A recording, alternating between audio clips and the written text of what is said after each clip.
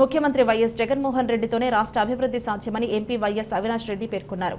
మంగళవారం వారు డివిజన్ పరిధిలోని గోపవరం మండలం బి కోడూరు బద్వేల్ మండలాల్లో విస్తృత పర్యటన చేశారు. ఈ పర్యటనలో Badvel MLC DC Govind Reddy, MLA doctor సుధాలు ఉన్నారు.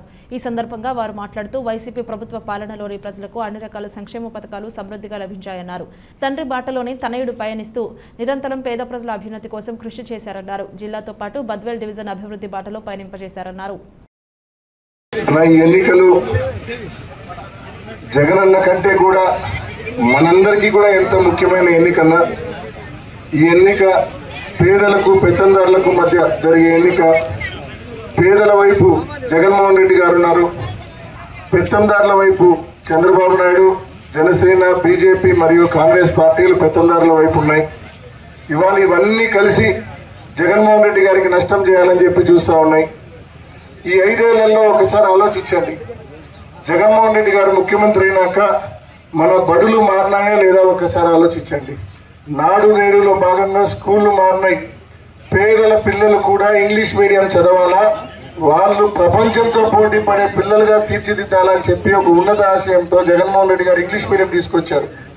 మధ్యాహ్న భోజనాన్ని మార్చి గోరు ముద్దగా పెట్టి మంచి డైట్, మంచి భోజనం పెడతా ఉన్నారు జగన్మోహన్ రెడ్డి గారు. అన్ని రకాలుగా పేదలకు అండగా నిలబడతా ఉన్నారు జగన్మోహన్ రెడ్డి గారు.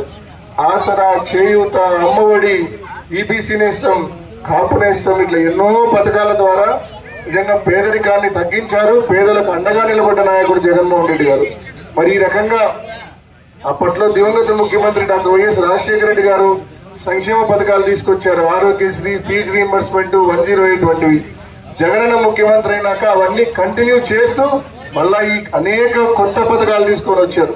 కాబట్టి ఆనాడు రాజశేఖర రెడ్డి గారు, ఈనాడు జగన్మోహన్ రెడ్డి గారు, వీళ్ళిద్దరే పేదలకు అండగా నిలబడ్డ నాయకులు అనే విషయాన్ని ప్రతి ఒక్కరూ గుర్తుంచుకోమని కోరుతా ఉన్నాను. ఈరోజు ఒక్కసారి చంద్రబాబు వైఖరి మీరు చూడండి. చంద్రబాబు అనే విషయాన్ని నేను మనవి చేస్తా ఉన్నా, నేను ప్రశ్నిస్తా ఉన్నా. మోడీ గారు నమ్మడంలో చంద్రబాబు నాయుడు మేనిఫెస్టోను ఇది పచ్చి అబద్ధాలని.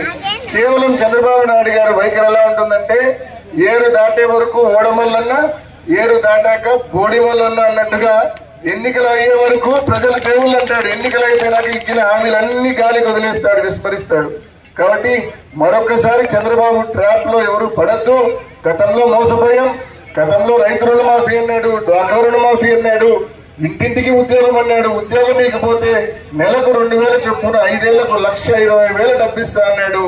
బ్యాంకులో బంగారం ఇంటికి రావాలంటే బాబు ముఖ్యమంత్రి కావాలన్నాడు. ఎన్నో చెప్పినాడు, ఎన్నో కథలు చెప్పినాడు. అన్ని ఎన్నికలు అయిపోయినాక గాలికి వదిలేసినాడు. ఆయన హామీలను ఆయనే మాఫీ చేసుకున్నాడు. జరిగిన మంచిని కూడా ఒకసారి ఆలోచించాలి. బ్రహ్మం సాగర్ కు క్రమం తప్పకుండా దాదాపు ఈ 5 ఏళ్లలో 4 సార్లు ఫుల్ కెపాసిటీ నీళ్లు నింపడం జరిగింది. బద్వేల్ మున్సిపాలిటీని అభివృద్ధి చేయడం జరిగింది. అదేవిధంగా 2021లో సెంచరీ ప్లే పరిశ్రమకు భూమి పూజ చేశారు. 2023 డిసెంబర్లో జగన్మోహన్ రెడ్డి గారు వచ్చి ప్రారంభించారు. ఇవాళ అక్కడ దాదాపు 1000 నుంచి 1500 మంది పనిచేస్తా ఉన్నారు. మరొక 2000 మందిని కూడా రాబోయే సంవత్సరం రోజుల్లో వాళ్ళు తీసుకుపోతా ఉన్నారు.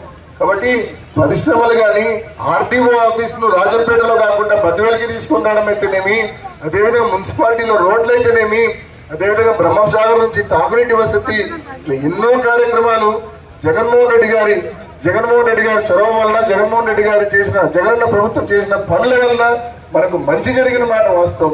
కాబట్టి తప్పకుండా ఈ సంక్షేమ పథకాలు కొనసాగాలన్నా, ఈ అభివృద్ధి కొనసాగాలన్నా మన జిల్లా వాడు, మన ముద్దు బిడ్డ, మన నాయకుడు జగన్మోహన్ రెడ్డి గారి రాష్ట్రానికి ముఖ్యమంత్రి కావాల్సిన అవసరం ఉందనే విషయాన్ని మీ అందరికి కూడా పేరు పేరున మనవి చేస్తూ, మీ అందరి ఆశీస్సులు, మీ అందరి ఆదరణ తప్పకుండా ఎమ్మెల్యే అభ్యర్థిగా పోటీ చేస్తున్న డాక్టర్ సుధమ్మ గారి పైన, అదేవిధంగా ఎంపీ అభ్యర్థిగా పోటీ చేస్తున్న నా పైన, అవినాష్ రెడ్డి పైన మీ అందరి ఆదరణ, మీ అందరి ఆశీస్సుల నుంచి ఫ్యాన్ గుర్తుపై ఓటు వేయించి అఖండ మెజార్టీతో గెలిపించమని పేరున ప్రతి అక్క చెల్లెమ్మను, ప్రతి అన్నదమ్ముని, ప్రతి అవ్వాతాతను పేరున